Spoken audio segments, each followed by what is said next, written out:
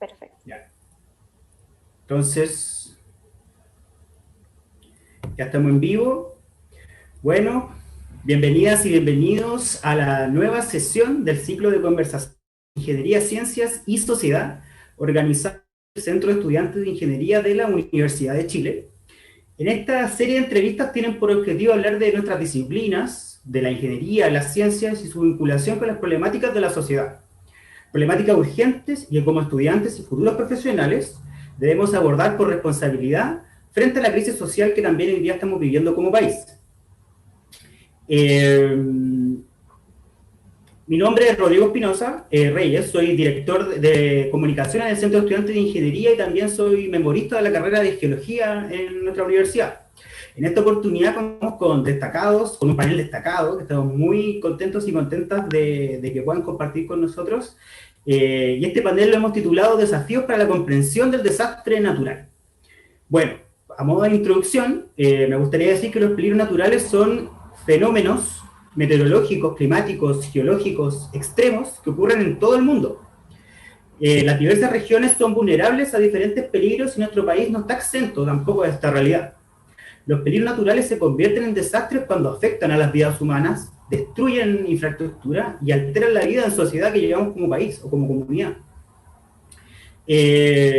Nuestro país, por su posición geográfica y su situación geológica, se encuentra vulnerable a erupciones volcánicas, por ejemplo, a temporales de lluvia y vientos bastante fuertes, marejadas, sequías, deslizamientos, aluviones, remociones en masa, entre otros, y una serie de otros tipos de fenómenos característicos. Muchos de estos peligros se han acrecentado con el cambio climático. Para seguir conversando de ello, les quiero dejar con ustedes a Javiera Rodríguez del Centro de Estudiantes de Geología de la Universidad de Chile, que nos va a contar un poco más sobre los expertos con los que contamos hoy y que van a compartir con nosotros y nosotras sus apreciaciones sobre el tema. Adelante, Javiera. Bueno, hola a todos y todas. Soy Javiera Rodríguez, estudiante de Geología, participante también del Centro de Estudiantes de la Facultad, estudiante de sexto año. Bueno, a continuación les voy a presentar a los invitados del día de hoy. Está Marcelo Lagos, quien es geógrafo y académico chileno, especialista en procesos naturales extremos, como los terremotos, maremotos, y cómo estos van interactuando con la sociedad. Estudió geografía en la Pontífice Universidad Católica de Chile, posee doctorado en ciencias ambientales, otorgado por la Universidad de Concepción. Es académico de pregrado y posgrado, director del Laboratorio de Investigación de Tsunami de la PUC, director académico del Diplomado de Geomática del Departamento de Geología de la PUC y subdirector del Doctorado de Geografía de la misma Casa de Estudios. Bienvenido. Y también tenemos a Álvaro Amigo, quien es geólogo de la Universidad de Chile, doctorado en Ciencias de la Tierra de la Universidad de Bristol. Su interés de investigación se enfoca principalmente en la detección remota de gases de origen volcánico geotérmico, análisis de depósitos piroclásticos modernos y modelación numérica de procesos volcanoclásticos. Actualmente se desempeña como geólogo del Programa de Riesgo Volcánico del Servicio Nacional de Geología y Minería, CERNA-GEOMIN, y como investigador asociado del SEGA. Muy bienvenido. Quisiera explicar cómo va a ser un poco la modalidad de este programa. Nosotros tenemos una cantidad de preguntas, se las vamos a plantear a ustedes, y ahí ustedes nos van explicando qué es lo que van pensando a partir de eso. Esperen un poco, voy a cerrar la ventana, hay mucho ruido. Cosas del teletrabajo y teleentrevistas.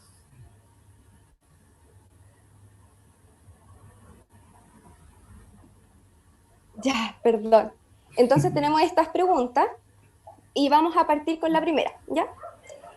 A modo de contexto, Chile es un país marcado por episodios naturales extremos, el país más sísmico del mundo, teniendo el número 1 del terremoto más grande registrado, que fue en Valdivia en el año 60. También esto nos pone como en un contexto donde estamos sobre la placa de Nazca que estaba subduciendo bajo la placa sudamericana, ¿verdad? Entonces esto también nos hace que tengamos un cordón montañoso con muchos volcanes, y el cual tenemos un volcán sumamente activo, como es el volcán Villarrica. Entonces, las preguntas serían las siguientes.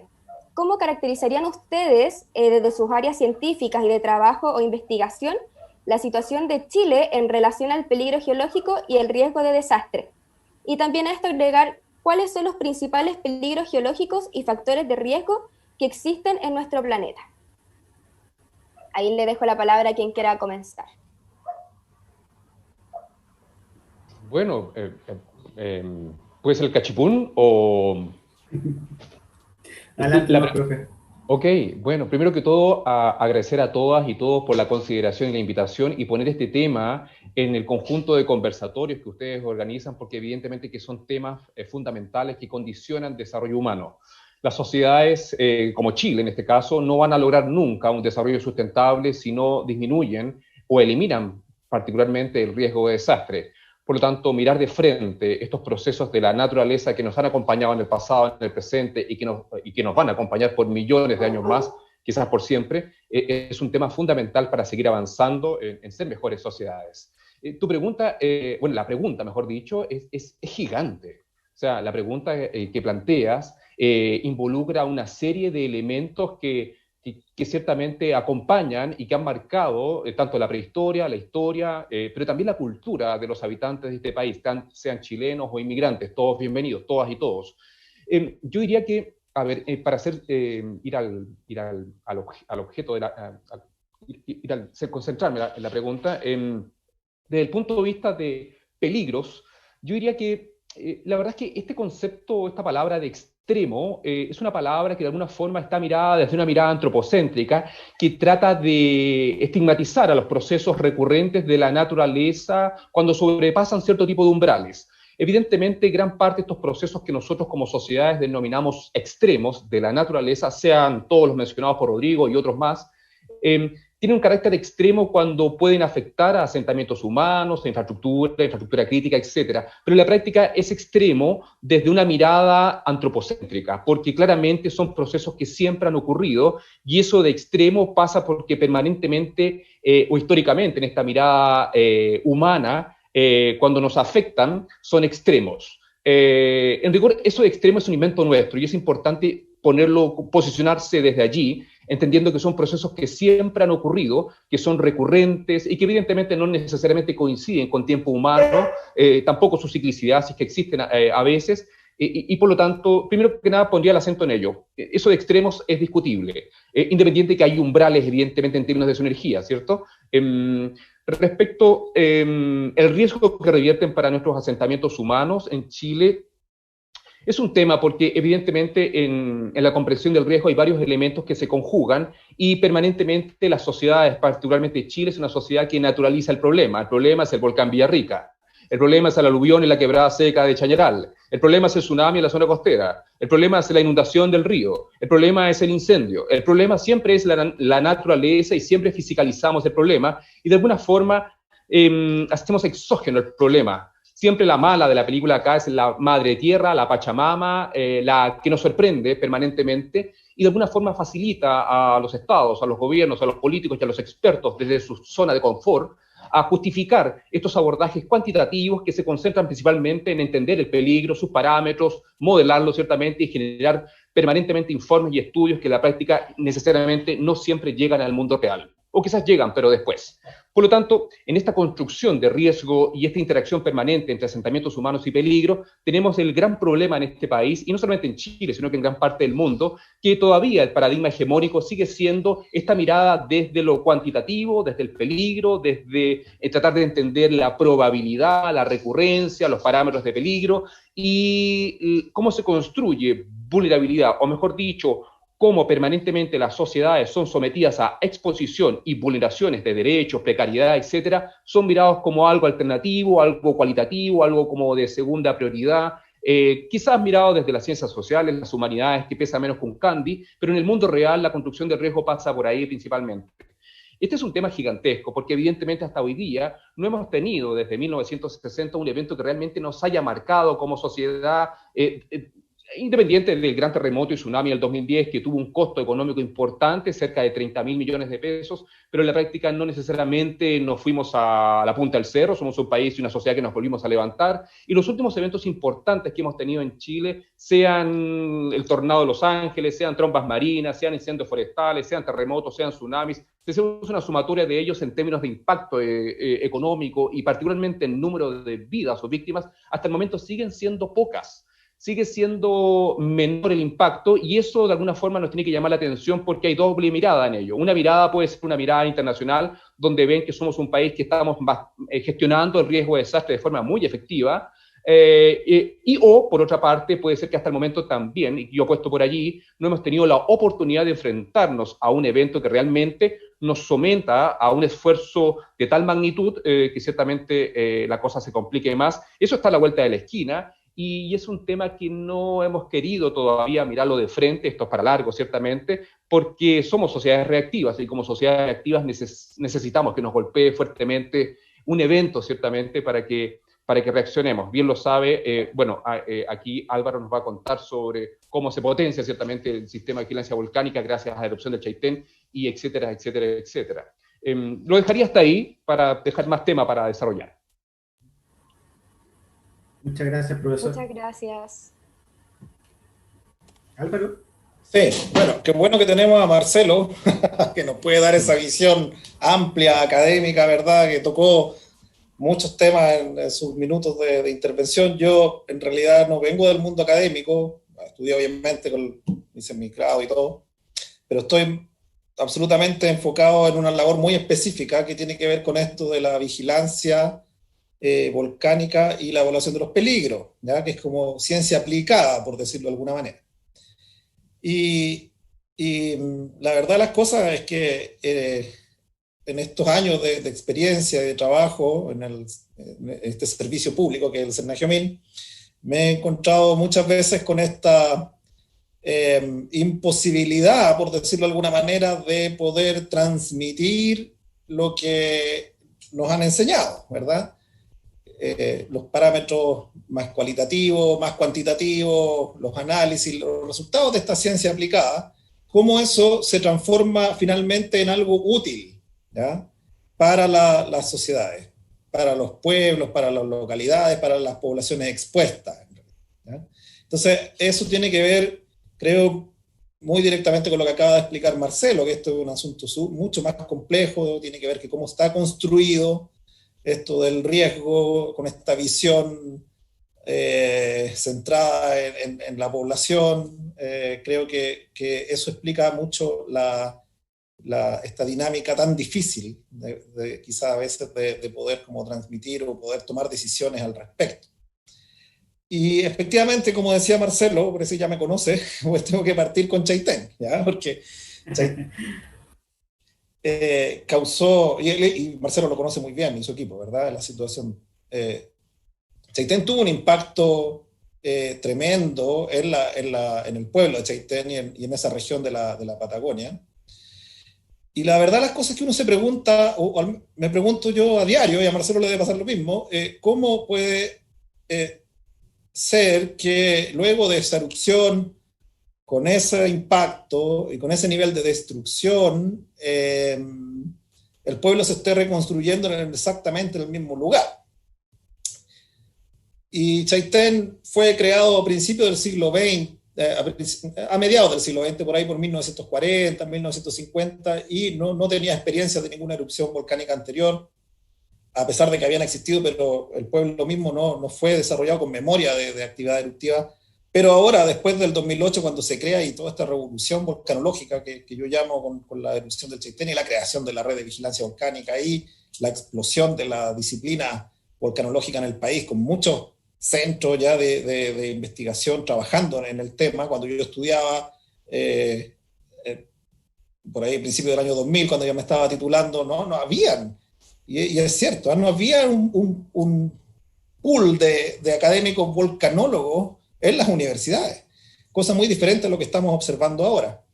Entonces, ahora ya conocemos más antecedentes y sabemos que el pueblo de Chaitén en la siguiente erupción va a ser, con toda probabilidad, necesaria, porque no tiene otra opción el volcán Chaitén. Es ese río el que va a Chaitén el que no puede salir para otro lado el material que se genera dentro de la caldera. Entonces, con todo ese conocimiento, aún así se toman decisiones, ya esta vez informadas, por cuando se creó el pueblo, que redundan en que el conjunto de personas y toda la problemática que hay detrás decida instalarse a vivir en el mismo lugar, ¿ya? Entonces, al principio esto fue, lo debo decir bien francamente, muy frustrante. Yo soy autor del mapa de peligro, además del volcán. Y es muy frustrante que tu zona, que te muestra todo tu levantamiento geológico, en el fondo el estudio de las erupciones anteriores, dice, mira, cualquier erupción va para allá, y lo ha sido, y además la erupción del 2008 es una erupción pequeña en comparación a otras que ha hecho el volcán. Entonces, es muy frustrante el poder determinar algo desde el punto de vista de la ciencia y aplicarlo, y que en el fondo no tenga ningún, no sé cómo decirlo, como que se tome en consideración y, por ejemplo, se declare esa zona como no habitable. Entonces, desde la frustración inicial, uno va entendiendo, que eso me pasó muy temprano en mi carrera como volcanólogo, va entendiendo que esto es mucho más complejo, ¿ya?, que lo que se puede expresar en una cartografía, en un mapa, sino que tienen que ver acá otro tipo de interacciones, otro tipo de necesidades, otro tipo de decisiones que son válidas también, ¿ya?, que son válidas y que tienen que entrar en la ecuación.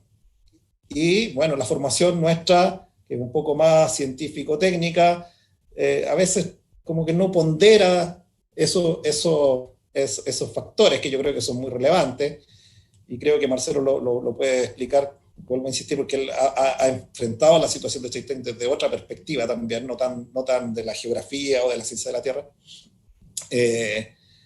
Entonces, ahí uno se da cuenta de que esto es una cosa muy versátil y muy compleja, donde hay que estar dispuesto a conversar, a abrirse a nuevas posibilidades y en el fondo respetar las decisiones que se toman, mientras se tomen informadas, creo yo, hay que respetarlas. Gracias, Álvaro. Bueno, o sea, me gustaría que siguiéramos por esa línea, y les quería introducir un concepto también nuevo, digamos, a la audiencia, y que dice más o menos así: un peligro geológico o natural se transforma en un riesgo para la población cuando éste interactúa con los diferentes asentamientos humanos que existen. Poblados, ciudades, infraestructura crítica, escuelas, ¿cierto?, líneas de abastecimiento, se encuentran vulnerables a los fenómenos naturales que los puedan dañar.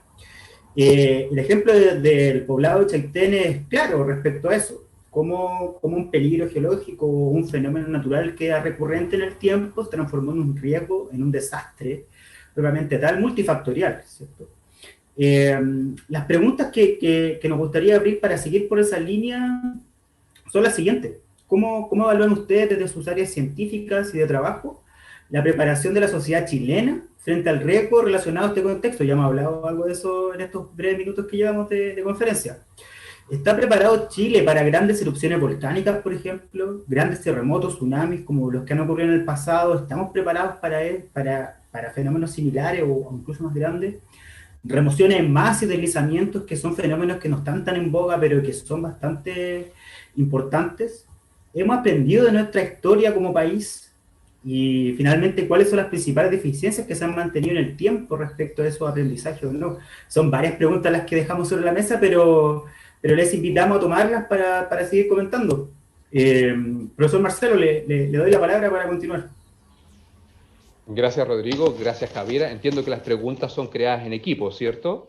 Así es que no pongo en duda de que la cantidad de preguntas que se hacen en una sola pregunta parece control de la facultad, pero entiendo que tenemos que aprovechar el tiempo. Mira, la pregunta de si estamos preparados es como cuando ustedes entran a la universidad y les dicen, ustedes son el futuro. Siempre cuando uno entra a la Chile o a las grandes universidades de este planeta les dicen, ustedes son el futuro, ¿ah? Y yo salí también hace rato de la universidad y creo que el futuro, no sé si llegó, nunca llegó, o muy poco nos concentramos en hacer cosas para mejorar como sociedades.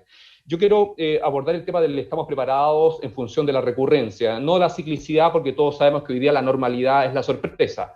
Es lo raro, y me encanta la normalidad y la propuesta de Gauss, ciertamente, pero en estos temas la sorpresa, lejos por sobre todo, es la nueva normalidad, y eso es un desafío evidentemente gigantesco para abordar la comprensión de escenarios de peligro y particularmente escenarios creíbles, ciertamente, porque eso implica complejidad e incertidumbre y que son conceptos que cuesta ciertamente hacer llegar a quienes toman decisiones en el mundo real, a quienes habitan el mundo real, porque todos necesitan certidumbre. Y no es que necesiten, es una forma de ser de los humanos. Los humanos generalmente no saben que no saben, o no saben que no entienden el escenario. Creen que con lo que saben es suficiente. Y generalmente lo que no sabemos es lo que realmente nos puede hacer daño. Entender eso evidentemente escapa del razonamiento que tenemos como sociedades y nos basta con tener un buen libro, un buen manual en mi biblioteca y yo duermo tranquilo porque ahí tengo todas las ecuaciones. Pero probablemente ese libro no va a servir para solucionar el problema que me va a salvar la vida en su momento. El estamos preparados se conecta con recurrencia porque el principal ejemplo que podemos dar, y de alguna forma Javier lo comentó cuando hablaba de que Chile tiene en su currículum ciertamente el terremoto más grande del mundo, es que la recurrencia y la magnitud que tienen los terremotos en Chile hacen que seamos una sociedad que hemos aprendido a vivir con esta amenaza, con ese peligro natural, y en términos generales la normativa, las conductas de autocuidado, la operación DAISY, que ahora tiene otro nombre, etcétera, y todo eso se conecta con lo sísmico. O sea, en lo sísmico todos bien saben que sabemos cómo convivir, que tomamos decisiones cuando llega la onda primaria, si nos levantamos o no, todo depende del tiempo entre la P y la S, todo depende de mil cosas, pero en la práctica somos una sociedad que estamos preparadas para convivir con ese tipo de realidad. El punto y el problema surge, el estamos preparados cuando no son tan recurrentes los eventos, o cuando no son muy peligrosos, porque volcanes tenemos todos en Chile, pero el número de víctimas que hemos tenido en el último tiempo ciertamente podría quedar en el ranking último, en términos de letalidad, en comparación con terremotos y tsunamis, que también muere poca gente.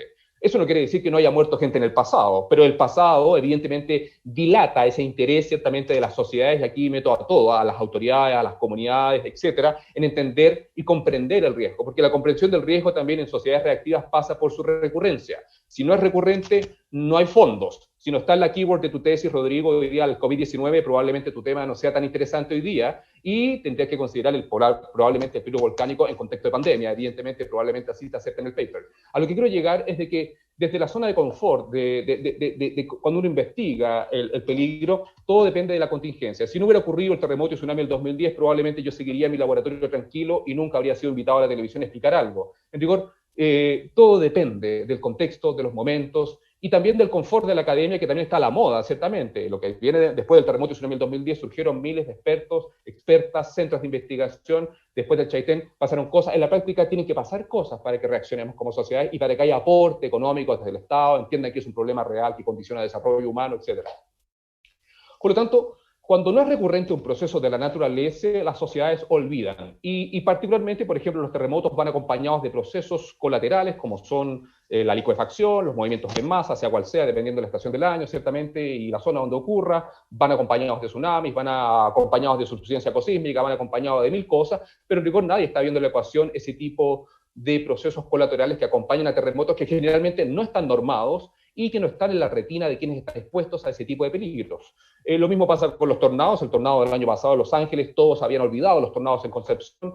Lo mismo pasa con el aluvión en Chañaral, que en su estratigrafía está por todas partes, las huellas que confirman su recurrencia, pero en la práctica, si no es recurrente, sencillamente nuestras sociedades rápidamente dan vuelta a la página y nos preocupamos de las mil prioridades que tenemos como sociedades para avanzar en necesidades básicas insatisfechas y los problemas típicos de países con los niveles de desarrollo que tenemos nosotros y también evidentemente con la clase política que hasta hoy día tenemos.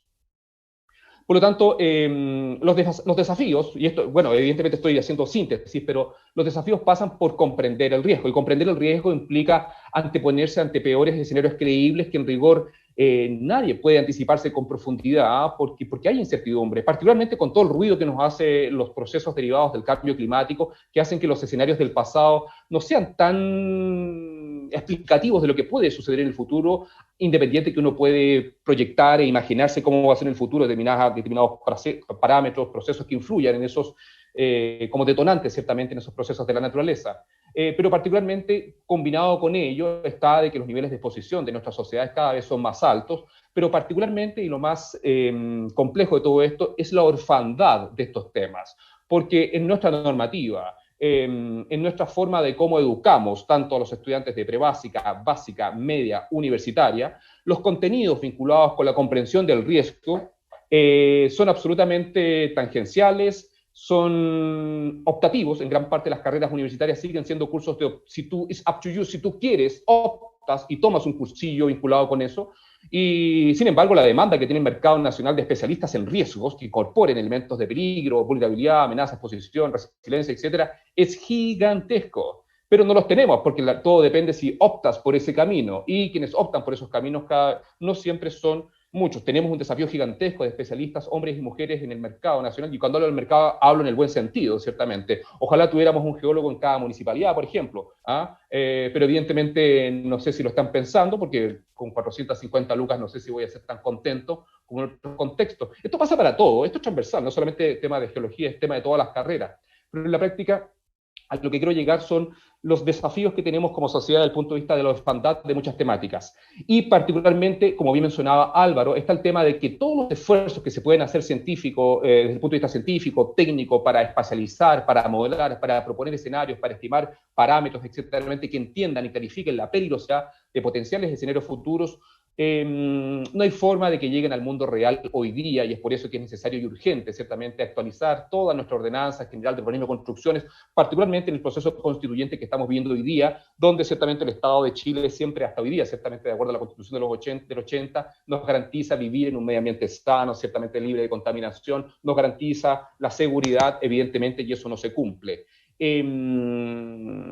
En el papel aguanta mucho. El artículo 2.1.17 de la Ordenanza General de Urbanismo y Construcciones exige de que todo instrumento de planificación territorial, sea un plan regulador, plan intercomunal, etcétera, debe incorporar estudios de riesgo fundado. Y esto implica que si existe un estudio de peligro volcánico, de que si está el estudio de peligro tsunami, que si está el peligro de amenaza, etcétera, etcétera, etcétera, debería ser incorporado de forma que disminuyamos ciertamente la exposición y el riesgo particularmente de quienes están habitando o las zonas donde se va a expandir ciertamente ese asentamiento humano. En la práctica, si ustedes revisan todos los instrumentos de planificación territorial en las costas de Chile después del gran tsunami en el 2010, van a ver que casi ninguno, si no casi ninguno, mejor dicho, incorpora de forma adecuada el riesgo de tsunami. Los esfuerzos que ha hecho Cernageomin, y aquí Álvaro con propiedad nos puede hablar ciertamente en mapear el peligro volcánico, son gigantescos, y él quizás nos puede contar con precisión ciertamente cómo esa información realmente se ha traducido en restricciones al desarrollo urbano en zonas habitadas cercanas a volcanes, lo cual probablemente no existe.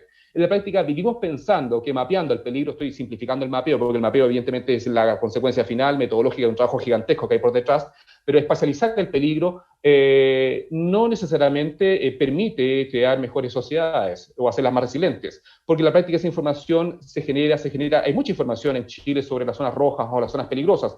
Podríamos hacer un cuestionario aquí con todos quienes nos acompañan y todos sabemos dónde hay zonas rojas, en las costas bajo los 10 metros, cercando los volcanes, cercando las quebradas, todos sabemos dónde hay peligro y dónde puede transformarse ese escenario de peligro en riesgo si aumentamos exposición y las vulneraciones sistemáticas a las cuales son sometidas las sociedades.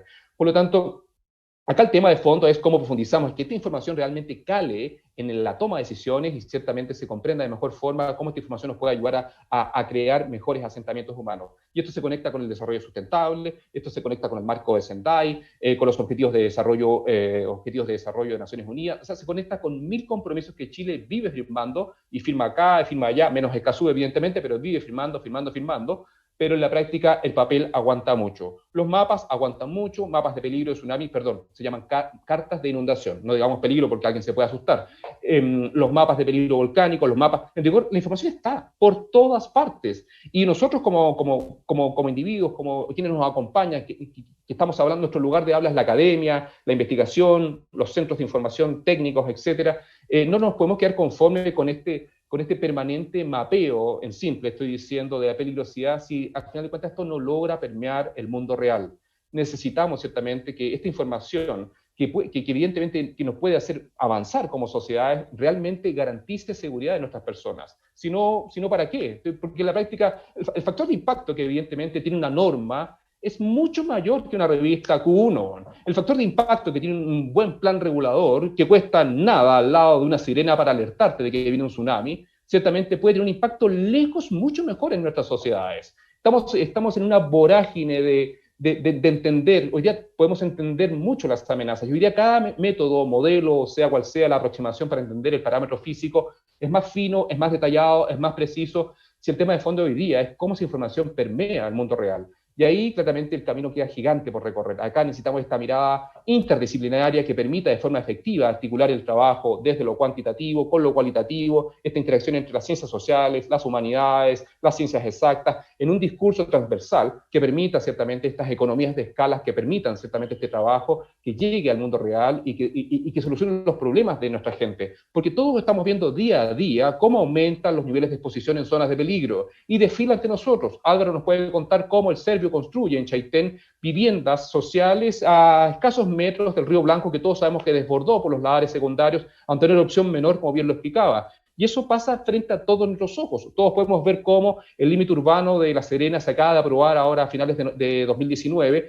donde todo el proceso de Avenida del Mar, que fue ampliamente inundado, particularmente Coquimbo para el tsunami de Yapel de 2015, hoy día sencillamente las densidades y las propuestas de uso residencial en la zona costera sencillamente permean, se permiten y el escenario se repite de urbanización en la zona costera del río Elqui hasta Punta Teatinos. Ejemplos podemos dar toda la tarde de cómo permanentemente las decisiones humanas, las decisiones de la sociedad construyen riesgo. Y las personas que creen en ese plan regulador, las personas que creen en ese alcalde, alcaldesa, en esos concejales, compran, habitan, y luego cuando ocurre el desastre, la empresa inmobiliaria ya vendió, la constructora ya construyó, ya se llenaron los bolsillos, y el que tiene que encargarse de la reconstrucción es el Estado. ¿Y qué pasa con esa plata? Es que esa plata que estaba destinada para gasto social, para hacernos mejores sociedades, sencillamente se debe invertir en reconstrucción, y es una reconstrucción que genera 1000 problemas más, y caemos en este círculo vicioso que no termina.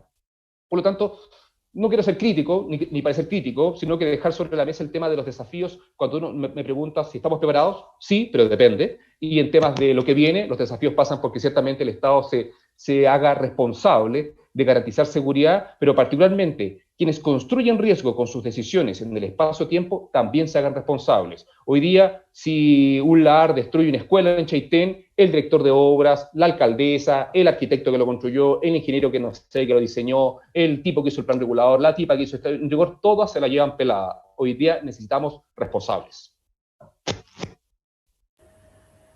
Muchas gracias por la respuesta. Muy completa. Y sí, tomó en verdad muchísimos ámbitos y aspectos. Era una pregunta igual intensa, así que muchas gracias. Álvaro. Bueno, sí, para reforzar algunos de los aspectos que se mencionaron,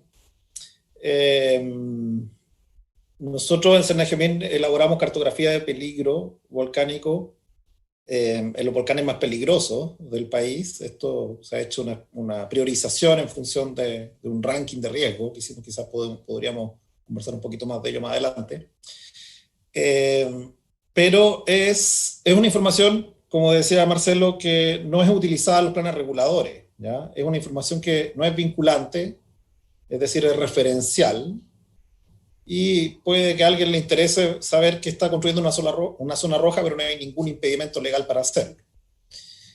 Aún así, creo que hay un gap, hay un vacío, ¿ya? Porque la información que genera este servicio es una escala de un volcán completo, y aquí entramos al problema de la escala, ¿ya?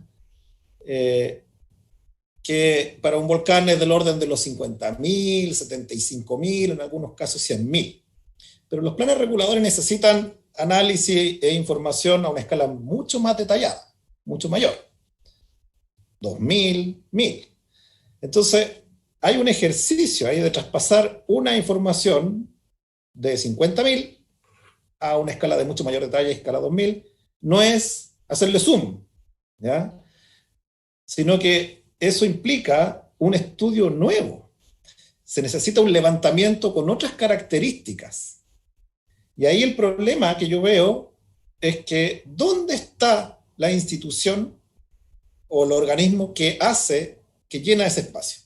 Desde la caracterización general, que es la que hacemos nosotros, a algo que sea mucho más aplicado a ese nivel de escala, ¿ya?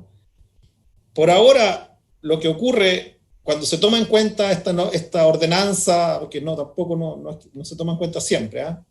La 2117 o 2115, no sé, de construcción, a veces se solicita como a empresas que levanten la información para los planes reguladores, pero finalmente la toma de decisión del plan regulador recae en el Consejo Municipal, ¿ya? Y si ese Consejo Municipal no está bien asesorado, por no decir otras cosas que podría tener algún interés, ese estudio podría caer en nada, en quedar ahí archivado como algo que se cumplió con el estudio, pero que no fue aprobado. Entonces, de mi punto de vista, hay algo que falta, ¿ya? Hay otra institución que debería velar por el cumplimiento y garantizando que las decisiones se estén tomando con la información disponible y que la decisión sea acorde a ello. También creo que no hay nadie, en términos de organismos públicos, que pueda hacer evaluación de riesgo, ¿ya? Nosotros caracterizamos el peligro, la amenaza y los esfuerzos del riesgo, que es otra dimensión, ¿ya? Que ahí sí que se requiere lo multidisciplinario, se requiere input de distintas áreas.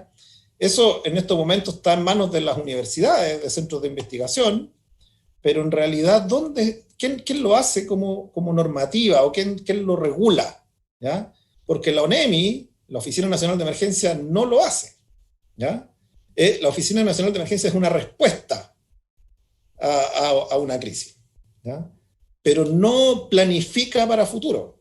Esperemos que la nueva ley de ONEMI, que se aprueba alguna vez, cambie un poco y le dé otro perfil a esa oficina, a la ONEMI, de partida que le cambie nombre, que no sea solo emergencia, ¿ya? Entonces creo que hay muchos gaps, vacíos, ¿verdad? Y aquí los perjudicados, obviamente, que son la población expuesta. Entonces creo que en este proceso que estamos iniciando ahora, donde hay discusión, apertura de cómo queremos construir el país, cómo queremos que la información permee, como decía Marcelo, y que llegue a donde tiene que llegar y que tenga la importancia que tiene que llegar, esta es la instancia para plantearlo, ¿ya? Y ojalá que se pueda concretizar en hechos reales. Quería tocar el tema quizás de los fallecidos en erupciones volcánicas. No sé si alguien me puede complementar lo que voy a decir, pero hay una historiadora, que es María Eugenia Petit-Breuil, que escribió un libro muy, muy interesante sobre las erupciones volcánicas en Hispanoamérica, y en una parte de su texto habla de que luego de la erupción de 1948 del volcán Villarrica, que fue la mayor erupción en tiempo histórico, fue muy grande, erupción fisural, eso ya es un problema en el Villarrica, que ya no es un centro de emisión, sino que es toda una zona que se abre, que llega mucho calor, mucha energía, funde mucho hielo rápido y generó lahares y flujos piroclásticos y otras cosas. No quiero entrar en detalles tan volcanológicos, pero fue una erupción muy grande, ¿ya? Y como causó la pérdida de infraestructura, pero también de muchas vidas humanas. El exgobierno desde la época tomó una decisión al respecto de declarar parques nacionales en torno a los volcanes más activos. Entonces, eso explica el volcán Villarrica, el volcán Yaima, el Mocho, Puyehue, Antuco. Entonces, cuando uno va recorriendo los volcanes más activos, están usualmente en una zona protegida. Y eso explica por qué cuando nos comparamos con otros países, nosotros tenemos una cadena muy, muy amplia volcánica, pero tenemos pocos fallecidos. Entonces, creo que esa es una explicación, pero que además funciona hasta por ahí, porque los tamaños de las erupciones, y a mí siempre me gusta dar este ejemplo, los volcanes, hay una gran diferencia con los terremotos, ¿ya? En el sentido de que los sistemas volcánicos no tienen tan claramente establecido como en un sismo un límite superior, ¿ya? Es decir, el gran terremoto del 1960 son 1000 kilómetros de ruptura, ¿ya? Entonces, si uno se imagina algo que fuera de una magnitud importante, superior, mayor a esos 1000 kilómetros de ruptura, ya tendríamos que estar rompiendo toda Sudamérica. Y eso físicamente no es posible hasta donde entender, ¿ya? Entonces, uno podría pensar que el terremoto del 60 le pone como una cota máxima, más o menos 10%, más o menos 15%, lo que en el sistema Tierra al menos uno podría esperar de un terremoto, pero los volcanes no. Los volcanes van, y a medida que uno va retrocediendo en el tiempo, ¿verdad? En la geología, y va mirando más atrás, más atrás, más atrás, y amplía su ventana de evaluación, se va encontrando con erupciones cada vez más grandes, pero inmensas. Y de ahí nace el concepto de la supererupción, el supervolcán y Yellowstone, que bueno, tiene mucho de Hollywood, ¿verdad? Pero tiene cierta lógica en el sentido de que son erupciones que pueden afectar a continentes, incluso al planeta entero, ¿ya? Bueno, llevado no a un extremo tan grande como ese, pero sí a esto de lo que hemos observado en tiempo histórico con los volcanes, y cuando uno va atrás algunos miles de años se da cuenta de que las erupciones pueden ser causantes de grandes efectos, más allá de la zona inmediata, donde está el parque, sino que podría afectar a otros lugares. Eso lo comento, y también lo quería ligar con que también creo que hemos sido muy afortunados, ¿ya? Definitivamente hemos tenido suerte, porque han ocurrido fenómenos donde no puedo decir otra cosa que suerte, que han implicado que no tengamos víctimas fatales. Y quiero dar el ejemplo de Calbuco, por ejemplo. Calbuco, y también con esto lo quiero ligar con la complejidad. Ya hemos discutido toda esta complejidad de interdisciplinaria, ¿verdad? Pero el proceso natural mismo es súper complejo, ¿ya? Es súper complejo, y yo me imagino lo que deben sentir los ingenieros que desarrollaron estos diques ahí en Japón para protegerlos del tsunami de Tohoku, ¿verdad? En 2011, si no me equivoco, Marcelo. Cómo la información que tenían fue totalmente superada por el fenómeno natural, ¿ya? A nosotros nos pasó algo parecido con el volcán Calbuco en 2015.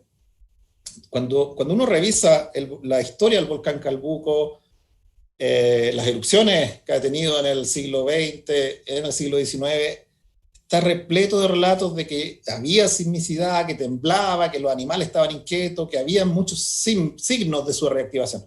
Pero el 2015 fue una cosa de horas, de 3 horas, y se generó la erupción, y eso en realidad todavía nos preguntamos qué ocurrió ahí, ¿ya? Realmente fue un fenómeno muy, muy, muy inusual. Y ahí la reflexión que quiero hacer es que nosotros creíamos conocer, ¿ya? Creíamos conocer el comportamiento del volcán Calbuco, porque uno trata de llevarlo a su modelo conceptual y decir, bueno, si esto, entonces P implica Q, y aquí vamos a dar la alerta cuando nos diga esto.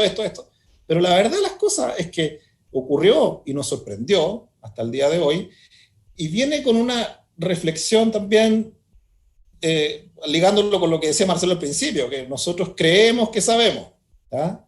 Creemos que entendemos, pero se han hecho avances, evidentemente, pero aún queda mucho camino por recorrer, por entender el mismo proceso natural.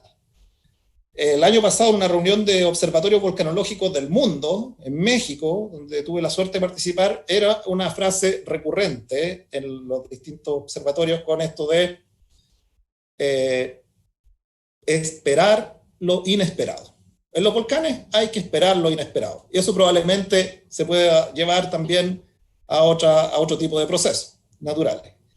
Pero es tal la complejidad que siempre hay que dejar abiertas las posibilidades a otros fenómenos.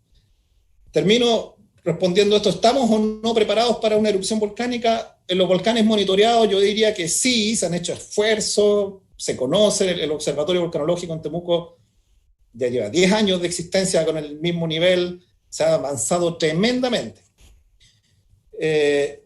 A mí no me complica tanto la erupción misma, ¿ya? Yo creo que sí vamos a hacer le vamos a afinar, le vamos a dar, dejando espacio a cosas como el Calbuco, que por eso partí hablando del Calbuco, que sí pueden ocurrir. Pero creo que en la mayoría de los casos sí vamos a andar cerca de la erupción. A mí me complica lo que pasa después, porque tengo muy claro en mi cabeza, y con las discusiones con el equipo, qué tenemos que hacer para subir y para declarar una alerta y para sacar a la gente. Pero la complejidad viene después, porque la erupción no es como el terremoto que ocurre y que dura algunos minutos y luego tiene algunos meses de réplica, pero después decae rápidamente. ¿ya? O como una inundación, como aluviones, como fenómenos hidrometeorológicos que también ocurren y tienen un impacto de algunas semanas.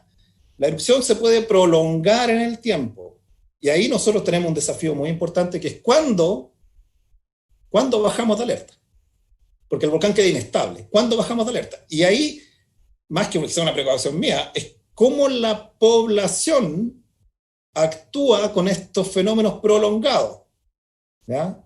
Cuando yo comencé a hacer el mapa, a trabajar en la elaboración del mapa de Chaitén, me quedaba ahí en Chaitén y la señora donde me quedaba en la pensión me decía, oiga, pero si el volcán está así todos los días, ya no pasó nada. Estaba con esa fumarola, ya el volcán ya no le pasó nada, ya se fue, la erupción ya se acabó. Pero algunos meses después se vino abajo el domo y por fortuna el flujo que generó esa nube caliente no llegó al pueblo, ya habían ahí más de 50 personas, porque todavía no estaba habilitado, pero había más de 50 personas en el pueblo de Chaitén. Hubiésemos incorporado de golpe 50 personas fallecidas y hubiésemos venido a sumar en la estadística, triste estadística de fallecidos en erupciones volcánicas, que dice que la gente no muere al principio de la erupción, sino que lo hace meses después, porque se genera este acostumbramiento, esto no, ya pasó, ya vino lo peor, pero lo cierto es que los volcanes siguen inestables y eso es muy difícil de manejar en el futuro.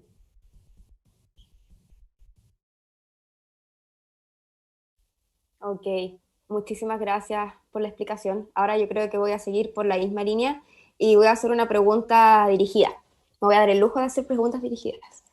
A modo de contexto, las instituciones públicas cumplen por excelencia el rol de elaborar el conocimiento necesario para conocer los peligros naturales y prevenir el riesgo de desastre. El Servicio Nacional de Geología y Minería, que sería el CERNA-GEOMIN, es la institución pública por excelencia que trabaja el peligro volcánico por medio de la red de vigilancia volcánica. Álvaro, ¿nos puedes contar un poco sobre la historia de la red de vigilancia volcánica y el rol que cumple actualmente para la sociedad? ¿Y cuáles serían sus principales desafíos? Ahora igual nos contaste un poco sobre cómo es que se actúa y las dificultades que tiene, pero quizás para profundizar un poquito más. Bueno, mira, la problemática desde el punto de vista del CERNA-GEOMIN, de la vigilancia y la evaluación de los peligros, nació por ahí o comenzó a formalizarse a principios de los años 90, ¿ya? Y esto tiene que ver con una serie de eventos eruptivos que tuvieron un impacto no menor en sus entornos.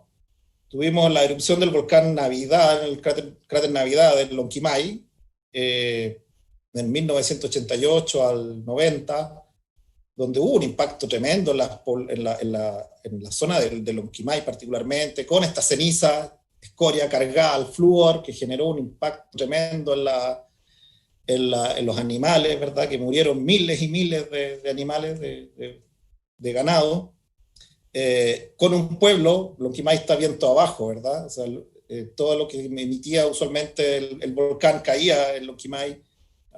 Si me permiten salirme un poquito, hicimos hace poco unos conversatorios allá en Lonquimay. Una de las cosas que más afectó en el pueblo, porque la erupción comenzó en diciembre del 88, por eso, el 25 de diciembre, por eso se llama cráter Navidad. Y esto siguió en actividad emitiendo mucha ceniza, y llegó marzo, y tenían que entrar los niños al colegio, a las escuelas, pero estaba el pueblo con esta ceniza, como digo, además era bien cargada al flúor, tenía componentes tóxicos. Entonces se tomó una decisión de llevarse todos los niños del pueblo a Victoria, que estaba menos expuesto que Lonquimay, y hay todo un impacto que generó el sacar a los niños del pueblo y enviarlos a otro pueblo. ¿Ah? O sea, fue una cosa, y esto lo engancho con lo que venía hablando, que las erupciones son prolongadas, tienen efecto. Entonces fue una cosa bien traumática, no solo por los animales, sino por este tipo de cosas que a veces no están registradas y que uno cuando va y conversa y tiene la posibilidad de recibir testimonio, lo puede registrar y lo puede entender y dimensionar de mejor manera. ¿Ya? Entonces teníamos Lonquimay, tuvimos una gran erupción del Hudson en el 91, tuvimos Lascaux en el 93, entonces se creó un programa de riesgo volcánico. Por los mismos profesionales en CERNA-GEOMIN dijimos, no, tenemos que estudiar el tema volcánico acá en CERNA-GEOMIN. Y luego en el año 96 se creó a duras penas el Observatorio Volcanológico de los Andes del Sur. Tenemos que monitorear el Villarrica, el Yaima, el Osorno, no sé, ¿ya? y esto más bien como iniciativas internas, iniciativas casi personales de algunos destacados profesionales de la institución, pero como suele ocurrir con estas iniciativas personales, carentes de un apoyo institucional y recursos y algo realmente estructurado, ¿ya? Hasta que llegó el 2 de mayo del año 2008 y ocurrió la erupción de Chaitén. Y lo curioso, por si no lo saben, que yo me imagino que ustedes lo habrán leído, es que esta actividad en Chaitén se empezó a registrar varios días antes, ¿eh? No fue el 2 de mayo o el 1 al 2 en la noche que explotó el volcán, sino que hubo muchos días de precursores. Y las respuestas que daba la autoridad de la zona, intendente, el alcalde, el gobernador, la ONEMI misma, era totalmente errada, ¿ya? No, que esto se parece al enjambre sísmico de Aysén, que fue el 2007, no, que esto se parece a los precursores del año 60. Era una cosa así, nadie pensaba en una erupción volcánica, tanto así que ustedes van en Chaitén, hay un local ahí en el centro que tiene recortes de diario de la época y el día antes de la erupción dice: está totalmente descartada una erupción volcánica. Firma Director Nacional de SENAGEM, ¿ya? Entonces, realmente, cuando comienza la erupción, además se dice, no, el volcán Michimahuida, es otro que está el vecino, ni siquiera el Chaitén. Entonces, fue tal el impacto que en ese momento era el gobierno de Bachelet 1, que se toma una decisión y se dice, mire, ¿sabe qué? Esto es realmente impresentable, ¿ya? Para lo que queremos formar como país. No puede ser que no tengamos una red o algún control instrumental en los organismos técnicos y no tengan las herramientas para poder determinar y tomar acciones al respecto, ¿ya? Y en ese momento, como era un poquito antes del 2010, habían fondos bicentenarios y se decide incorporar estos fondos bicentenarios en la creación de la red de vigilancia volcánica, ¿ya? Y eso ocurrió en el 2009, llevamos un poquito más de 10 años de historia de vigilancia a un nivel, diría yo, bastante profesional, digamos, o sea, bastante a nivel de los países desarrollados o más desarrollados en aspecto volcanológico. Todavía quedan algunos chaitenes por ahí, ¿ya? Todavía hay lugares que a mí particularmente me preocupan y ese es como el desafío, hacia dónde vamos, dónde tenemos que poner nuestras fichas. Yo le tengo terror a una erupción en la región de Magallanes, ¿ya? Magallanes todavía no alcanzamos a llegar con vigilancia, muy difícil logísticamente, ya Aysén para nosotros un dolor de cabeza tremendo, saltar a Magallanes también lo va a hacer, pero Magallanes está totalmente expuesto a la actividad volcánica, en el sentido que cualquier emisión va a afectar Punta Arenas, Puerto Natales. A mí me gustaría preguntarle a alguna autoridad de Punta Arenas si sabe que o Puerto Natales, si su pueblo está expuesto a la variable de riesgo volcánica. Probablemente decir, volcanes aquí, pero si aquí no hemos tenido nunca, o sea, ¿ya? Porque tiene una recurrencia un poco menor, pero lo peor de todo es que ocurran esto y nos sorprendan. Y también diría yo que un gran desafío de esta red de vigilancia volcánica es poder hacer evaluaciones de peligro a mayor escala, de mayor detalle, que puedan ser incorporados en los planes reguladores de manera un poco más directa, o llenar este gap que yo les decía, que yo veo entre lo que hacemos a nivel macro con lo más detallado que se necesita para los planes reguladores, y que finalmente redunda en el ordenamiento territorial.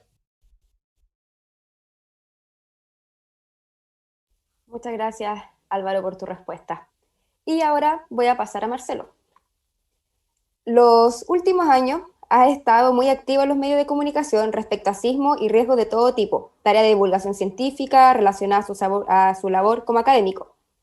¿Cómo evalúa usted el rol de los medios de comunicación y cuál es el rol de las universidades en lo que respecta a la comprensión del riesgo y cuáles serían sus desafíos? Gracias por la pregunta, Javiera. Es una pregunta que de alguna forma es súper importante porque generalmente no todos tienen la oportunidad de pasar por cátedras universitarias o conversatorios en línea como el que estamos teniendo hoy día.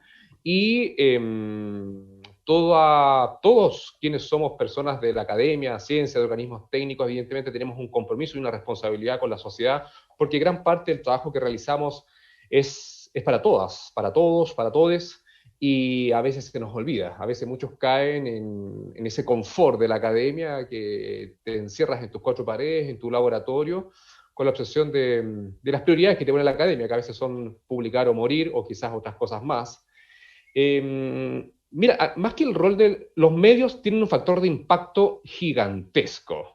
Si Nature y Science tendrán un factor de impacto sobre 30 o cercano a 30, los medios de comunicación pueden llegar incluso al velador de un ministro del Interior, incluso de una presidenta o un presidente, o acelerar fondos o tomar decisiones políticas muy rápidamente. Yo diría que acá hay un tema en términos de evolución, porque particularmente en mi caso jamás busqué estar o explicar algo en los medios. Las cosas se dieron y como explicaba en algún minuto, yo terminé un doctorado en modelación numérica de tsunamis, con geología, con historia, todo combinado. Un trabajo que se llama Mozart, por metodología optimizada para la zonificación de áreas de riesgo de tsunami, Mozart, y lo defiendo en abril, no sé, del 2009, postulo un Fondesit de inicio, me lo gano, y empiezo a trabajar con el tsunami más grande y conocido en Chile, como el del 60, con excavaciones, con geología de tsunamis, con batimetría, topografía detallada, etcétera, etcétera, etcétera. Y justo en el área de estudio ocurre un terremoto con tsunami como fue el del 2010.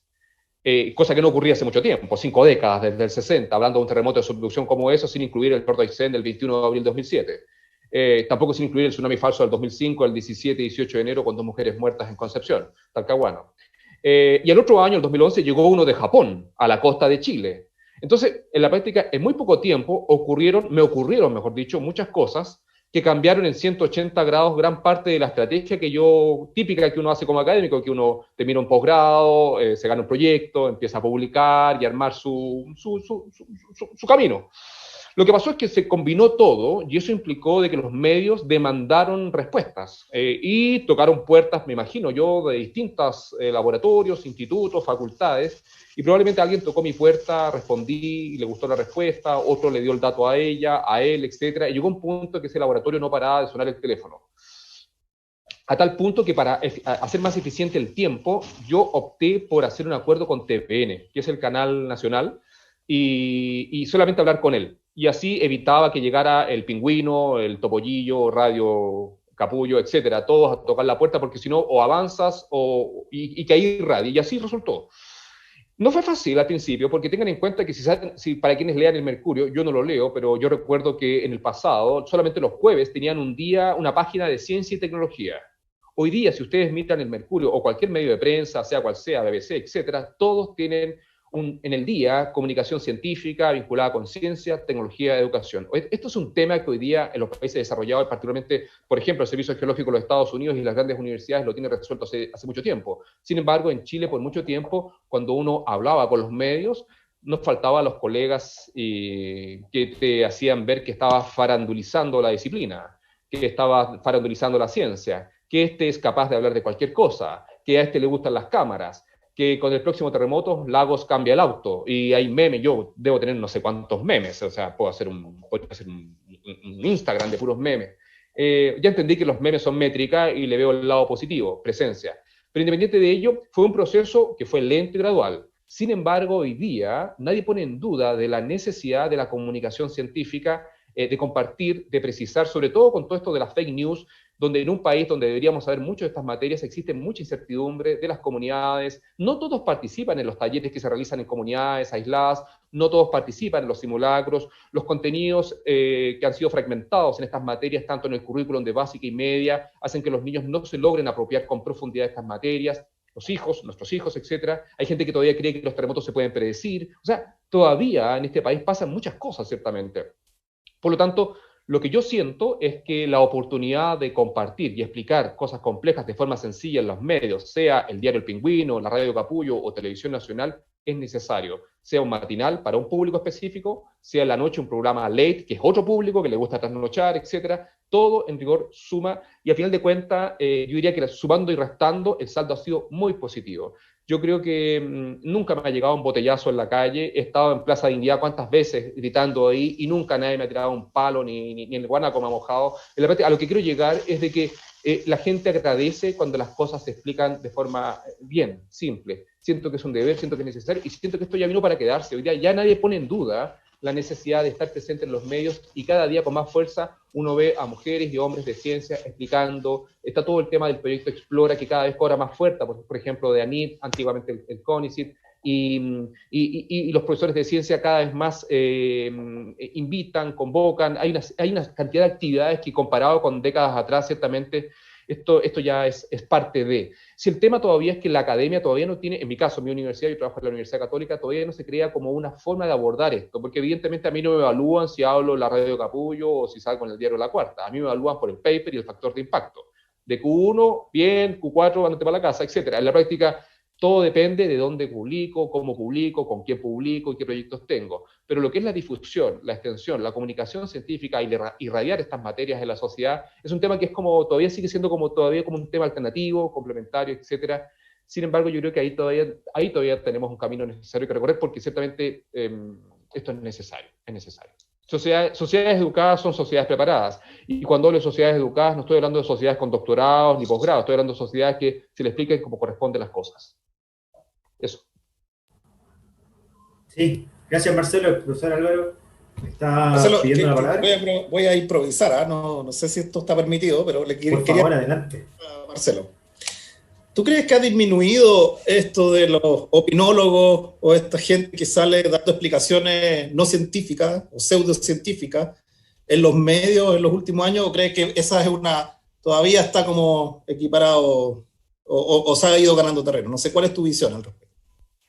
Muy buena pregunta. Ese es un paper que deberíamos escribir, porque ciertamente en un minuto tenían el escenario abierto en todos los medios de comunicación. O sea, ten en cuenta que Haroldo Maciel fue un señor que tuvo que sacar un pasaporte, porque ni siquiera tenía pasaporte, le compraron zapatos, chaqueta, todo, entiendo, acá en Santiago cuando llegó, y fue invitado y conoció todos los sets de televisión, sea cual sea el canal, desde CNN, TVN, disculpa, no recuerdo los canales, pero pasó por todos, y desde el punto de vista de la ética, evidentemente nadie se cuestionaba, porque en un país donde prima el rating, estos temas no eran temas.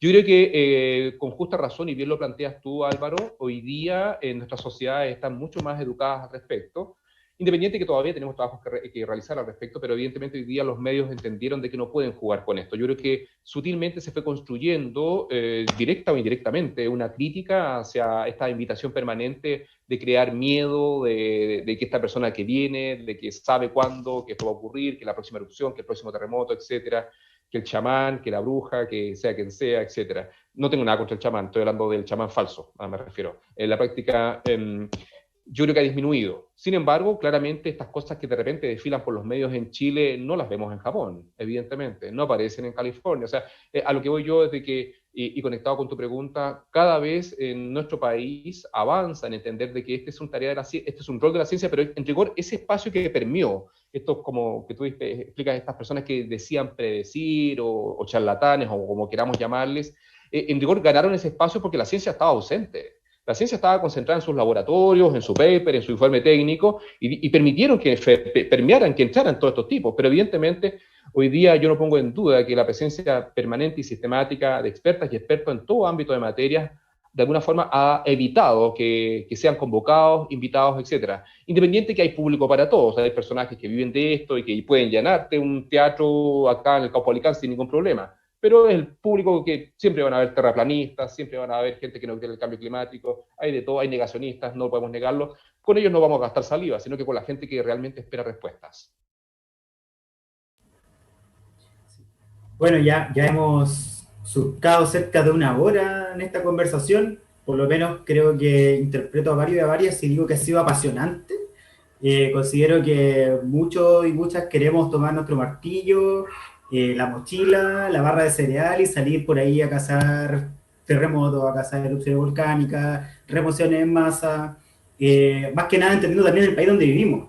Y justamente por ahí quisiera enfocar la próxima pregunta general que abrimos para ambos, que tiene que ver con que, bueno, estamos en la Facultad de Ciencias Físicas y Matemáticas de la Universidad de Chile, nos están viendo estudiantes de geología, de geofísica, nos están viendo estudiantes que todavía no deciden qué carrera estudiar, y también del resto de las carreras de la Universidad de Chile esperamos estudiantes de enseñanza básica quizás, y también personas de toda la edad interesadas en la geociencia. La pregunta que quisiera abrir es, ¿qué le dirían ustedes como expertos en esta área del conocimiento a estas personas que quieren explorar esta área, que quisieran estudiar estas carreras? ¿Qué desafíos tienen estas personas para el futuro? ¿Qué proyectos se le abren? ¿Qué temáticas de estudio, etcétera? ¿Qué palabras, a fin de cuentas, le dejamos a los próximos y próximas geocientíficas de Chile?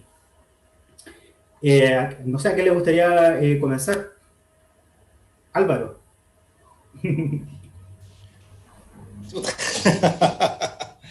Bueno, yo creo que evidentemente hay mucho que hacer. Todavía hay mucho que descubrir, ¿ya? Yo creo que estamos recién en términos de las ciencias de la Tierra, llevamos con pocos años, digamos. Son ciencias relativamente jóvenes, ¿ya?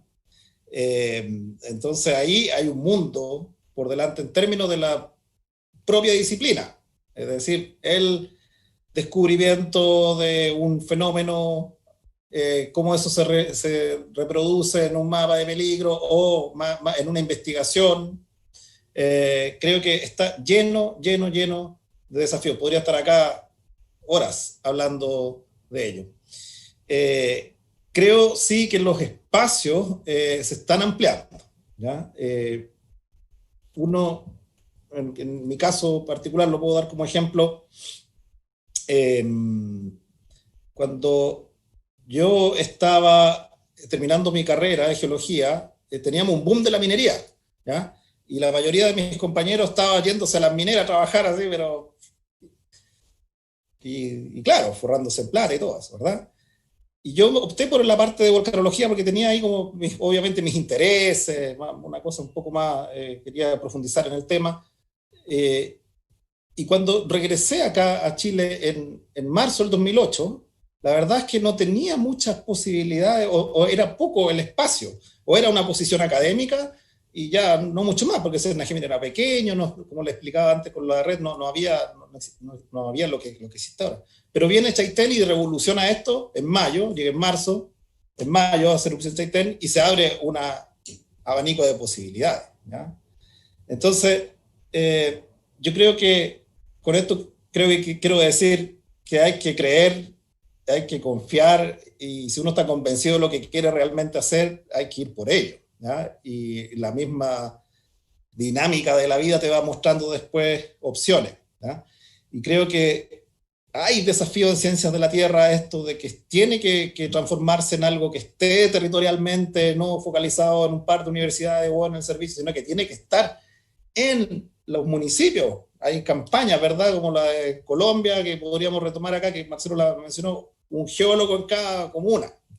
Hay ese tipo de cosas, yo creo que honestamente van a ocurrir, porque la demanda de información, la demanda de asesorías técnicas es ya un hecho. Y ya hay que construir, se va a construir, estoy seguro, la estrategia y los espacios para que ello sea una realidad, ¿ya? Entonces, yo creo que mucha fuerza, seguir las vocaciones, los intereses, y no sé cómo esté ahora la enseñanza en la universidad, pero valorar, que en mis tiempos debo reconocer que no se valoraba mucho, ¿eh? Valorar el trabajo multidisciplinario, ¿ya? Valorar el trabajo multidisciplinario, sobre todo la escuela. Ustedes saben que es un poquito como más bien cerrada, no sé si eso ha ido cambiando en los últimos años, pero eso es crucial, o sea, no, por muy caperuso que sea alguien, no lo puede hacer solo. Tiene que recibir herramientas de otras áreas y de otros especialistas que al final enriquecen la labor. Así que, bueno, eso yo, como les digo, hace rato que estoy alejado de las aulas, entonces me cuesta como dar mensajes más inspiradores. Seguramente Marcelo acá lo puede hacer mejor que yo, por eso me ponía un poquito nervioso al principio con esta pregunta. No, por favor, Álvaro, ha sido muy importante tus palabras. Evidentemente la responsabilidad que cargas sobre tus hombros, nadie la querría. Si la práctica es un desafío gigantesco, estar con todos los días, en cualquier segundo puede sonar ese teléfono y quién sabe. Por tanto, me saco el sombrero, para mis respetos. Mira, yo respecto a la pregunta que plantean, yo le diría a todos quienes nos escuchan, es de que como bien decía Álvaro, necesitamos especialistas en las geociencias, en las ciencias de la tierra, en las ciencias del ambiente, ¿cierto? Enamorados con esta ciencia, con esta disciplina. Y cuando hablamos de enamorados, yo quiero referirme a que esto, más que un trabajo científico, técnico, se transforma en el corto plazo en un estilo de vida. En un estilo de vida que está lleno de satisfacciones, porque ciertamente me cuesta diferenciar entre hobby y mi trabajo. La verdad es que yo disfruto, independiente de los desafíos y las peleas y lo difícil que puede ser dar las peleas desde estas trincheras, claramente la posibilidad de aportar a la sociedad en general para lograr algún día el anhelado desarrollo sustentable, tan manoseado por todos como concepto, o también el de generar comunidades resilientes, también conceptos sumamente manoseados por todos. Necesitamos personas, hombres y mujeres, todas y todos bienvenidos, ciertamente, que puedan aportar en estas materias. Yo diría que lo medular para avanzar en la comprensión del riesgo de desastre es de que lo medular es que, aparte de comprender los procesos físicos, naturales, técnicos, metodológicos para entender, para tratar de proyectarse ante escenarios peligrosos, yo diría que lo medular acá son temas de ética individual y principalmente en este caso de geoética, y que no necesariamente todos y todas tenemos la oportunidad de profundizar en ellos, porque evidentemente todos podemos saber si un lugar es peligroso o no, si está en cierto lugar, todos tenemos ciertas apreciaciones, ciertamente, y ahí ciertamente si no está normado, porque mucha cosa que se ha construido, mucho riesgo que se ha construido en este país deriva o es consecuencia de que la norma lo permite, las leyes lo permiten, el plan regulador lo permite, el mapa de peligro es indicativo, no es normativo, y de alguna forma vivimos cayendo en esta cosmética que sencillamente es necesaria, pero no va al problema de fondo, que es la señalética, que es la sirena, que es el simulacro, pero en la práctica el problema de fondo, evidentemente nosotros no deberíamos estar preocupados del riesgo si ciertamente, como bien decía Álvaro, en un trabajo interdisciplinario abordáramos y evitáramos exactamente la construcción de riesgo. En rigor deberíamos estar preocupados de otras cosas y no del riesgo, porque el riesgo ciertamente, ¿dónde están las carreras que están preocupadas? Bueno, la medicina está preocupada de la enfermedad, a nosotros nos toca el riesgo como un problema con la sociedad y necesitamos mucha gente, porque como bien se ha mencionado aquí, todavía Chile no ha sido sometido a un esfuerzo que está a la vuelta de la esquina. Claramente los escenarios que nos demanda el futuro pueden ser mucho más complejos y la verdad es que yo no cantaría victoria y no me quedaría solamente con las estadísticas que nos muestran al mundo entero como un país exitoso en el manejo y la gestión de desastres, sino que todo lo contrario, han sido luces amarillas que de alguna forma nos invitan ciertamente a avanzar como sociedad y desde ese punto de vista todos quienes decidan profundizar, optar por estos caminos son bienvenidos y necesarios. Necesitamos masa crítica. Tengan en cuenta de que esto cabe muy poca gente. Esto no es un tema solamente de los amantes del riesgo, esto es un tema transversal que convoca a todas y todos, a todas las carreras vinculadas con el desarrollo humano.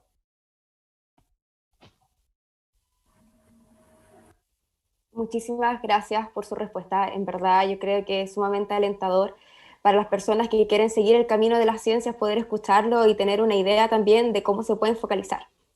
Ahora quisiera dar paso a la pregunta final. Podríamos seguir muchísimo rato conversando, pero por honor al tiempo va a ser la última. Vamos a focalizar ahora en este momento para Álvaro, porque nos gustaría ver si es que nos puede hacer un adelanto de lo que está ocurriendo en Villarrica. Sabemos que el día de ayer ocurrió una erupción, lo cual tiene a las autoridades y a las personas también sumamente preocupadas. Entonces, para ver si es que nos puedes contar un poco qué es lo que está ocurriendo y cuáles serían como los pasos a seguir ahí en ese ámbito. Bueno, sí, pues spoiler de lo que va a pasar mañana. Tenemos una reunión ahí, un ONEMI.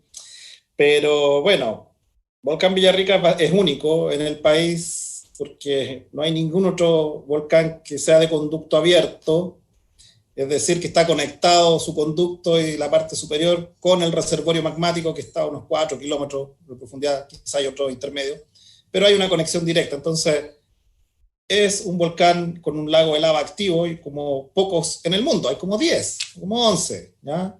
Hawái, con el Kilauea, el Masaya, en los Andes no hay ninguno, ¿ya? Quizá el Yaima en algún momento se comportó así, pero en realidad no es su comportamiento habitual.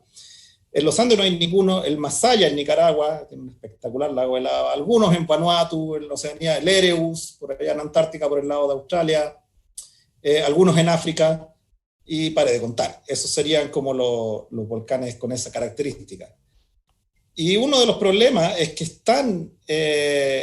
esta conexión produce, por pequeñas alteraciones en estos sistemas, genera actividad explosiva, ¿ya? Y desde septiembre del año pasado, cuando tuvimos un rápido aumento de su parámetro de vigilancia, el volcán quedó muy inestable. Y desde hace ya un par de meses viene mostrando continuas explosiones. No sabemos si esto viene en ascenso desde las últimas semanas, particularmente desde hoy empezó a aumentar también algunos parámetros. No sabemos si esto va a culminar en una erupción volcánica, por supuesto, y ahí, a pesar de una diferencia con los terremotos, que siempre se dice, mire, los volcanes avisan, sí, avisan, a diferencia de los terremotos, pero los observatorios volcanológicos nunca pueden decir la erupción va a ser ahora, sino que más bien entregan condiciones, es decir, el volcán está susceptible de hacer algo. Y lo que nos preocupa en este momento está acotado en la parte superior del volcán, ¿ya? Y ahí tenemos no sé si llamarlo un vacío, pero nuevamente un problemilla, porque nuestra red de vigilancia está más bien orientada a proteger las vidas humanas y la infraestructura, dar alertas tempranas para tomar decisiones al respecto, y eso implica a los pobladores, ¿ya? A la gente que vive alrededor. Estoy hablando de Coñaripe, de Pucón, Villarrica, Mol, cosas así. Pero tenemos un problema ahora con la gente que está ascendiendo y que va como atracción turística al cráter del volcán, porque estas explosiones son tan pequeñitas para nuestra red que no podemos dar una alerta temprana al respecto, pero sí, si estás en el cráter, evidentemente que te va a afectar. Algo parecido ocurrió en diciembre del año pasado en una isla en Nueva Zelanda que se llama White Island, que tuvo una de estas explosiones que no son posibles con la tecnología actual, que el término técnico es freática, no son posibles de alertar, sino que ocurrió y fallecieron más de 20 personas y gente quedó, algunas que sobrevivieron, horrorosamente quemados, ¿ya? Desafío es cómo logramos este equilibrio entre la amenaza latente y la decisión de las personas de subir, de ir a observar algo que es muy interesante. Lamentablemente, como digo, nosotros no podemos decir cuándo va a ocurrir la erupción. Y ahí es donde se empieza a perder esta sensación de, bueno, subo una vez, no me pasó nada y vuelvo a subir, y como que se empieza a perder esa sensación de resguardo. Por ahora, bueno, antes de eso, recordar que el 2015 tuvo una erupción y luego siguió meses inestable, meses con una restricción de acceso, y comenzaron ciertas presiones de que no, que como les comentaba el caso de Chaitén, esto ya pasó, ya no pasa nada, el volcán ya está tranquilo. Incluso se llegó a la justicia, incluso hubo acciones legales que finalmente perdimos nosotros como CNGPIN, en el sentido de que no podíamos restringir el acceso. Y se abrió nuevamente el volcán, porque hay mucha presión en este caso de los operadores turísticos y de todo eso lo que mueve a ese sector. Entonces, nosotros en este momento no podemos restringir el acceso al cráter. Además, estamos en una alerta amarilla, no estamos todavía en la roja. En la roja se podrían tomar acciones que fueran incluso la evacuación. Pero como no hay emergencia, en el fondo queda a criterio de la persona que sube. Lo que se hace en la actualidad es que cuando está habilitado el parque, ¿verdad? La gente que sube firma un manifiesto y dice, bueno, yo sé a lo que me expongo. Al menos queda firmado, ¿ya? No sé si realmente lo sabe. Y eso eventualmente, si pasa algún accidente que yo veo que está a la vuelta de la esquina, más temprano que tarde vamos a tener que lamentar alguna situación ahí en el Villarrica, pues vamos a poder decir, mire, a la persona se le avisó o subió bajo su consentimiento. Ahora, eso tiene como distintas interpretaciones, como lavarse las manos, ¿verdad? Yo creo que se requieren otras acciones, se requiere que si realmente queremos hacer turismo y acercarnos a estos lugares de manera responsable, debería existir quizá alguna infraestructura de resguardo al menos. En otros volcanes, o sea, tuve la suerte de ir a Stromboli en la zona sur de Italia, y a medida que uno va subiendo hay refugio, ¿ya? En caso de que el volcán comience a tener una actividad mayor y empiece a lanzar bombas más allá de la zona del cráter, Los turistas pueden ir a una zona de refugio y esperar ahí que pase, ¿ya?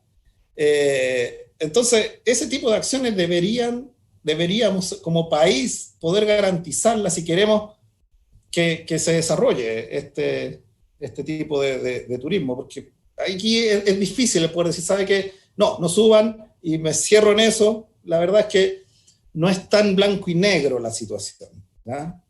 Entonces creo que Villarrica, por el hecho mismo de ser lo que es el Villarrica, como comentaba antes, con su lago helada y todo eso, se merece, diría yo, un observatorio propio, ciudadano, mezcla del gobierno regional con los privados, que cada ascenso al cráter tenga un impuesto que vaya a una especie de observatorio mixto donde se pueda alertar de la condición, ya no para Pucón, Coñaripe, Licanray, como les decía al principio, sino que para la gente, el turista que va a subir, y por supuesto los guías, ¿ya? Que se exponen a ciertos procesos. Y ahí se podría tener cámaras cerca del cráter, se podría medir gases en torno a la concentración y cosas de esa naturaleza, ¿ya? Villarrica es un volcán que puede generar muchos problemas. Cuando uno estudia la historia del Villarrica, ni siquiera geológica, bueno, geológica es peor, pero ya en los últimos años, en las últimas décadas, es un volcán que usualmente hace erupciones grandes, hasta el año 71, pero para atrás son todas grandes y todas bien desastrosas, ¿ya? Con impactos muy grandes. Y luego del 71 en adelante ha tenido dos y media erupciones muy, muy pequeñas. Entonces, el Villarrica en su conducta debería mostrarnos una erupción grande.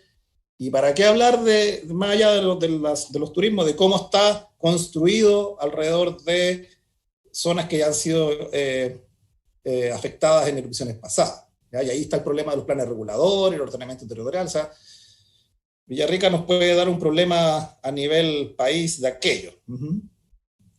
Y yo creo que en algún momento va a ocurrir, definitivamente. Muchas gracias, Álvaro, por tu respuesta. Sé que es un tema sumamente complicado, complejo, porque a uno le gustaría tener mucho más respuesta, pero en el tema de ciencias no se puede siempre responder todo. No quiero abusar de su tiempo, pero quisiera saber, Marcelo, si es que tienes tiempo para una mini pregunta, última y final. Sí, ya. Me quedó dando vuelta que tú ibas a Plaza Dignidad a manifestarte, nueva constitución y todo. ¿Cómo crees tú que debería tomar rienda el tema de la ciencia en todo esto para poder enmarcarse y tomar una posición en la nueva constitución? Bueno, has tocado un temazo,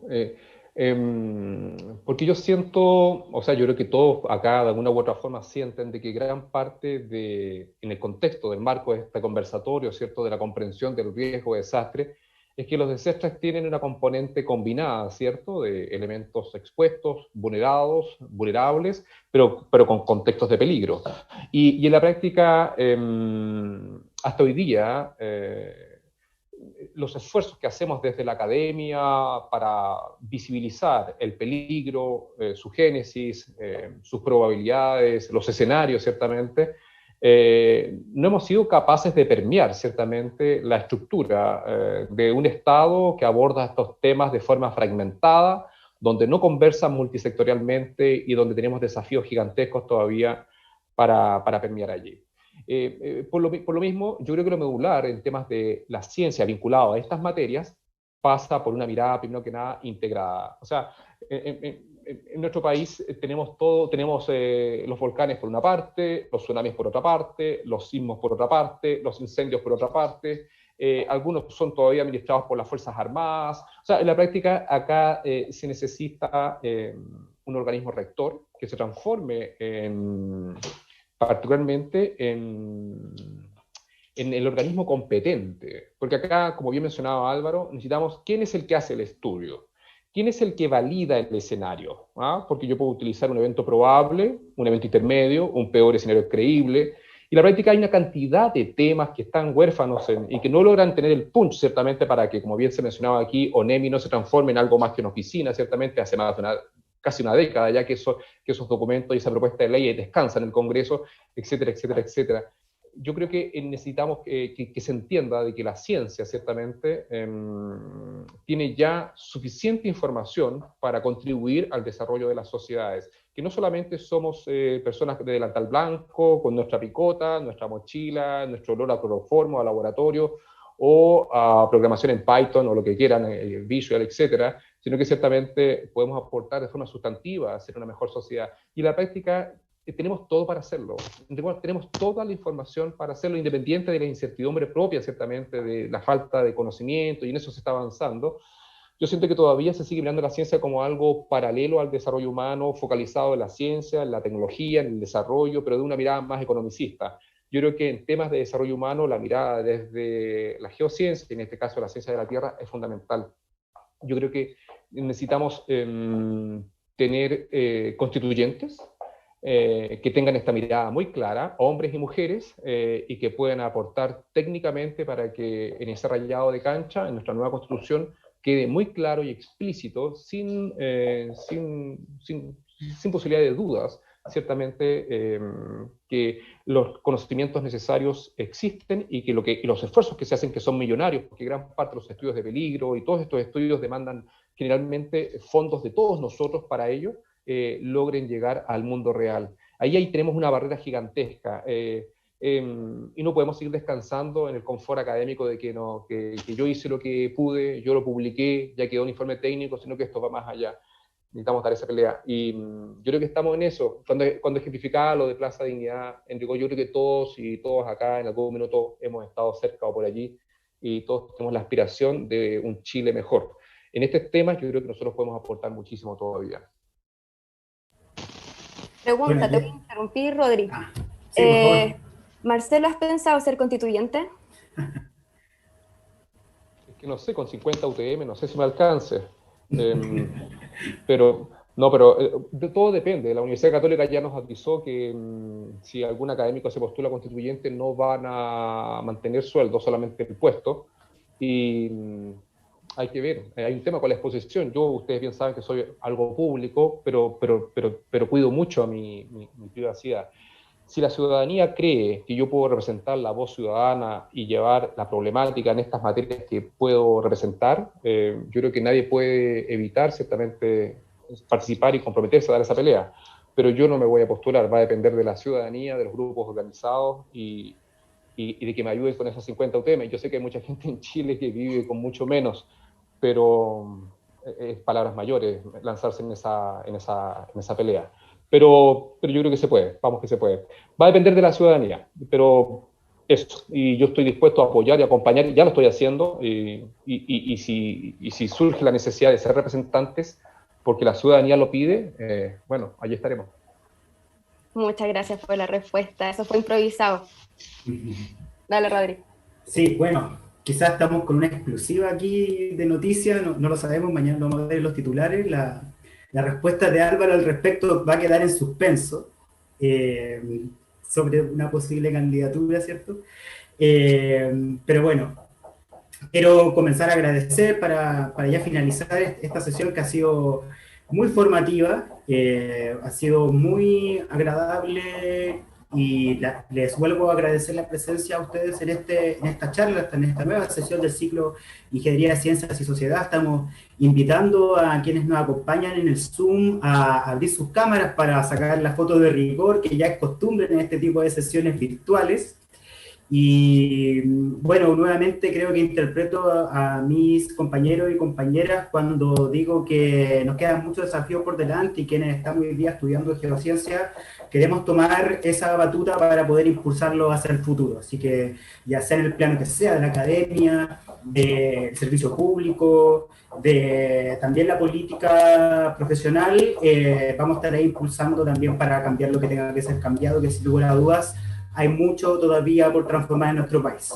Así que, bueno, invito a que abran sus cámaras y que saquemos la foto. Voy a contar en cuenta regresiva, desde el 5 hasta el 0, y voy a apretar el botón de sacar foto. Así que, comienzo. 5, 4, 3, 2, 1, digan whisky. Y muchas gracias a todos y todas también quienes nos siguieron por Zoom, quienes nos siguieron por YouTube. Lamento no haber podido abordar las preguntas que nos dejaron, quedó pendiente por ahí, nos preguntaron sobre la falla de San Ramón, nos preguntaron sobre los mapas, sobre los planes reguladores, nos preguntaron bastante por la Constitución y una serie de otras temáticas que quedaron abiertas, así que obviamente dejamos la puerta abierta, nos gustaría volver a contar con ustedes en un futuro, sin, por supuesto, abusar del tiempo, sabemos que son personas muy ocupadas para próximas temáticas, próximas conversaciones, próximos debates, ¿cierto? Finalmente quiero invitar a seguir al CI en sus redes sociales, en YouTube CIU Chile y en Instagram CIU Chile, las redes sociales oficiales del Centro de Estudiantes de Ingeniería de la Universidad de Chile, y que ojalá nos indiquen y nos soliciten nuevos temas de conversación para seguir abordando todo lo que tenga que ver con ingeniería, ciencias y sociedad, que en realidad es la integralidad de los sucesos que ocurren en la sociedad y que estamos dispuestos y queremos abordarlos como estudiantes y futuros profesionales para el futuro. Así que muchas gracias y esas son las palabras de despedida. Nos vemos en una